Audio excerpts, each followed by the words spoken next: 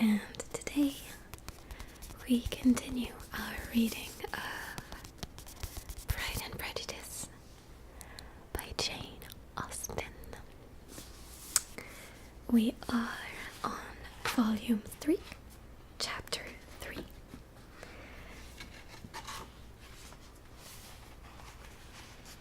And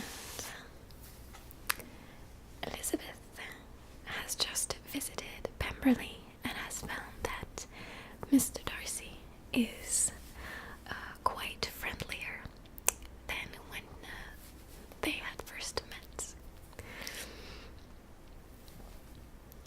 So let us continue with Chapter 3. Convinced as Elizabeth now was that Miss Bingley's dislike of her had originated in jealousy, she could not help feeling how very unwelcome her appearance at Pemberley must be to her, and was curious to know with how much civility on that lady's side the acquaintance would now be renewed. On reaching the house, they were shown through the hall into the saloon, whose northern aspect rendered it delightful for summer. Its windows, opening to the ground, admitted a most refreshing view of the high woody hills behind the house, and of the beautiful oaks and Spanish chestnuts which were scattered over the intermediate lawn. In this room they were received by Miss Darcy, who was sitting there with Mrs. Hurst and Miss Bingley, and the lady with whom she lived in London. Georgiana's reception of them was very civil, but attended with all that embarrassment which, though proceeding from shyness and the fear of doing wrong, would easily give to those who felt themselves inferior the belief of her being proud and reserved. Mrs. Gardiner and her niece, however, did her justice and pitied her.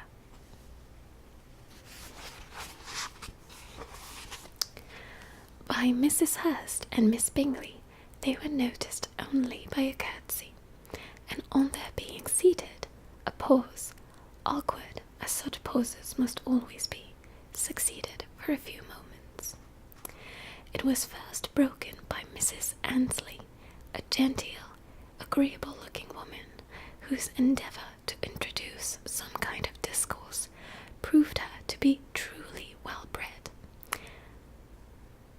And between her and Mrs. Gardiner, with occasional help from Elizabeth, the conversation was carried on.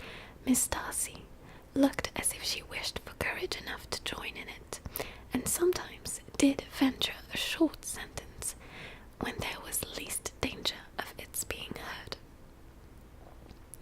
Elizabeth soon saw that she was herself closely watched by Miss Bingley, and that she could not speak a word, especially to Miss Darcy, without calling her attention. This observation would not have prevented her from trying to talk to the latter, had they not been seated at an inconvenient distance. But she was not sorry to be spared the necessity of saying much. Her own thoughts were employing her. She expected every moment that some of the gentlemen would enter the room. She wished, she feared that the master of the house might be amongst them, and whether she wished or feared it most, she could scarcely determine. After sitting in this manner a quarter of an hour, without hearing Miss Bingley's voice, Elizabeth was roused by receiving from her a cold inquiry after the health of her family. She answered with equal indifference and brevity, and the other said no more. The next variation which their visit afforded was produced by the entrance of servants with cold meat, cake, and a variety of all the finest fruits in season.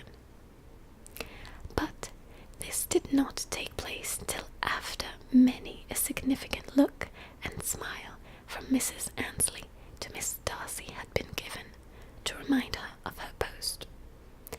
there was now employment for the whole party, for though they could not talk, they could all eat, and the beautiful pyramids of grapes, nectarines, and peaches soon collected them round the table.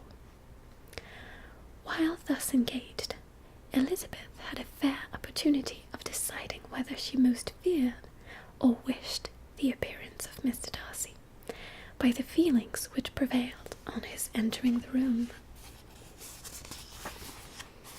And then, though but a moment before she had believed her wishes to predominate, she began to regret that he came. He had been some time with Mr. Gardiner, who, with 2 or 3 other gentlemen from the house, was engaged by the river, and had left him only on learning that the ladies of the family intended a visit to Georgiana that morning. No sooner did he appear than Elizabeth wisely resolved to be perfectly easy and unembarrassed, a resolution the more necessary to be made, but perhaps not the more easily kept, because she saw that the suspicions of the whole party were awakened against them, and that there was scarcely an eye which did not watch his behaviour when he first came into the room. In no countenance was attentive curiosity so strongly marked as in Miss Bingley's, in spite of the smiles which overspread her face whenever she spoke to one of its subjects. For jealousy had not yet made her desperate, and her attentions to Mr. Darcy were by no means over.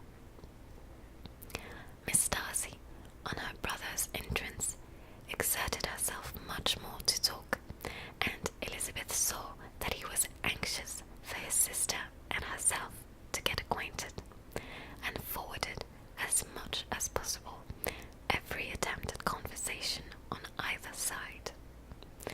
Miss Bingley saw all this likewise, and, in the imprudence of anger, took the first opportunity of saying, with a sneering civility, "Pray, Miss Eliza, are not the militia removed from Meryton?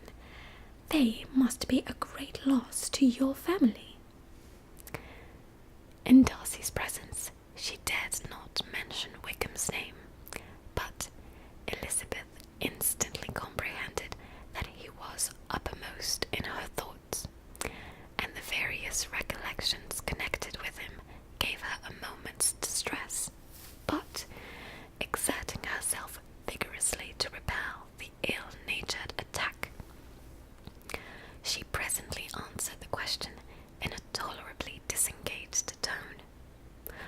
While she spoke, an involuntary glance showed her Darcy, with a heightened complexion, earnestly looking at her, and his sister overcome with confusion, and unable to lift up her eyes. Had Miss Bingley known what pain she was then giving her beloved friend, she undoubtedly would have refrained from the hint, but she had merely intended to discompose Elizabeth by bringing forward the idea of a man to whom she believed her partial, to make her betray a sensibility which might injure her in Darcy's opinion, and perhaps to remind the latter of all the follies and absurdities by which some part of her family were connected with that call. Not a syllable had ever reached her of Miss Darcy's meditated elopement. To no creature had it been revealed where secrecy was possible, except to Elizabeth, and from all Bingley's connections her brother was particularly anxious to conceal it. From that very wish which Elizabeth had long ago attributed to him, and of their becoming hereafter her own, he had certainly formed such a plan, and without meaning that it should affect his endeavour to separate him from Miss Bennet. It is probable that it might add something to his lively concern for the welfare of his friend.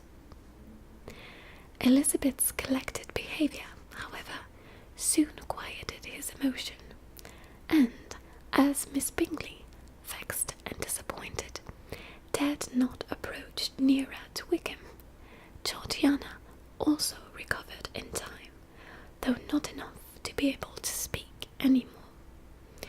Her brother, whose eye she feared to meet, scarcely recollected her interest in the affair, and the very circumstance which had been designed to turn his thoughts from Elizabeth seemed to have fixed them on her more and more cheerfully. Their visit did not continue long after the question and answer above mentioned, and while Mr. Darcy was attending them to their carriage, Miss Bingley was venting her feelings in criticisms on Elizabeth's person, behaviour, and dress. But Georgiana would not join her. Her brother's recommendation was enough to ensure her favour. His judgment could not err, and he had spoken in such terms of Elizabeth as to leave Georgiana without the power of finding her otherwise than lovely and amiable. When Darcy returned to the saloon, Miss Bingley could not help repeating to him some part of what she had been saying to his sister. "How very ill Eliza Bennet looks this morning, Mr. Darcy," she cried. "I never in my life saw anyone so much altered as she is since the winter. She is grown so brown and coarse. Louisa and I were agreeing that we should not have known her again." However little Mr. Darcy might have liked such an address, he contented himself with coolly replying that he perceived no other alteration than her being rather tanned, no miraculous consequence of travelling in the summer. "For my own part," she rejoined, "I must confess that I never could see any beauty in her. Her face is too thin, her complexion has no brilliancy, and her features are not at all handsome. Her nose wants character. There is nothing marked in its lines. Her teeth are tolerable, but not out of the common way. And as for her eyes, which have sometimes been called so fine, I never could perceive anything extraordinary in them. They have a sharp, shrewish look, which I do not like at all, and in her air altogether there is a self-sufficiency without fashion which is intolerable." Persuaded as Miss Bingley was that Darcy admired Elizabeth, this was not the best method of recommending herself, but angry people are not always wise, and in seeing him at last look somewhat nettled, she had all the success she expected. He was resolutely silent, however, and from a determination of making him speak, she continued, "I remember when we first knew her in Hertfordshire, how amazed we all were to find that she was a reputed beauty, and I particularly recollect your saying one night, after they had been dining at Netherfield, 'She a beauty!' I should as soon call her mother a wit. But afterwards she seemed to improve on you, and I believe you thought her rather pretty at some time." "Yes," replied Darcy, who could contain himself no longer, "but that was only when I first knew her, for it is many months now since I have considered her as one of the handsomest women of my acquaintance." He then went away, and Miss Bingley was left to all the satisfaction of having forced him to say what gave no one any pain but herself. Mrs. Gardiner and Elizabeth talked of all that had occurred during their visit, as they returned, except what was particularly interesting to them both, behavior of everybody they had seen were discussed, except of the person who had mostly engaged their attention. They talked of his sister, his friends, his house, his fruit, of everything but himself. Yet Elizabeth was longing to know what Mrs. Gardner thought of him, and Mrs. Gardner would have been highly gratified by her niece's beginning the subject.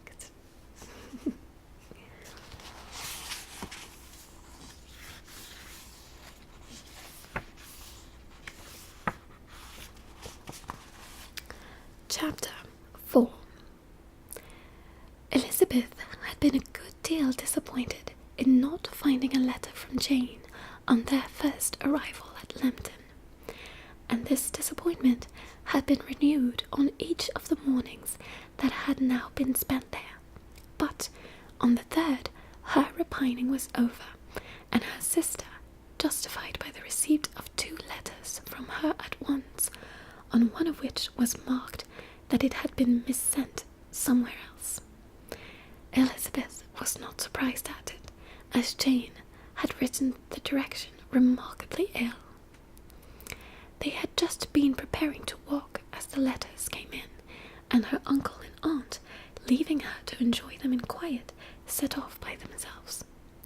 The one missent must be first attended to. It had been written 5 days ago. The beginning contained an account of all their little parties and engagements, with such news as the country afforded. But the latter half, which was dated a day later, and written in evident agitation, gave more important intelligence. It was to this effect: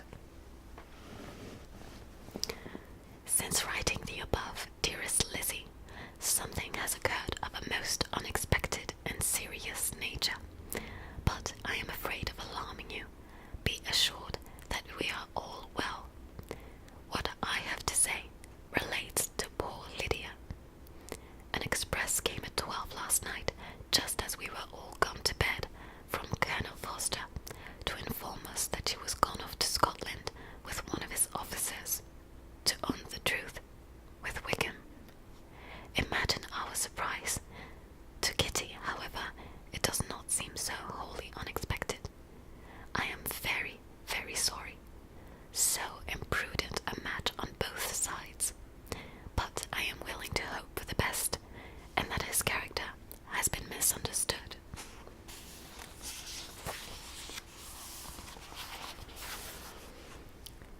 Thoughtless and indiscreet, I can easily believe him, but this step, and let us rejoice over it, marks nothing bad at heart. His choice is disinterested at least, for he must know my father can give her nothing. Our poor mother is sadly grieved. My father bears it better. How thankful am I that we never let them know what has been said against him. We must forget it ourselves. They were off Saturday night about 12, as is conjectured, but were not missed till yesterday morning at 8. The express was sent off directly. My dear Lizzie, they must have passed within 10 miles of us. Colonel Foster gives us reason to expect him here soon. Lydia left a few lines for his wife, informing her of their intention. I must conclude, for I cannot be long from my poor mother. I am afraid you will not be able to make it out, but I hardly know what I have written. Without allowing herself time for consideration, and scarcely knowing what she felt, Elizabeth, on finishing this letter, instantly seized the other, and opening it with the utmost impatience, read as follows. It had been written a day later than the conclusion of the first. By this time, my dearest sister, you have received my hurried letter. I wish this may be more intelligible, but though not confined for a time, my head is so bewildered that I cannot answer for being coherent. Dearest Lizzie, I hardly know what would I write, but I have bad news for you, and it cannot be delayed. Imprudent prudent as a marriage between Mr. Wickham and our poor Lydia would be, we are now anxious to be assured it has taken place, for there is but too much reason to fear they are not gone to Scotland. Colonel Forster came yesterday, having left Brighton the day before, not many hours after the express. Though Lydia's short letter to Mrs. F. gave them to understand that they were going to Gretna Green, something was dropped by Denny expressing his belief that Wickham never intended to go there, or to marry Lydia at all, which was repeated to Colonel Forster, who, instantly taking the alarm, set off from Brighton, intending to trace their route. He did trace them easily to Clapham, but no farther, for on entering that place they removed into a hackney coach and dismissed the chaise that brought them from Epsom.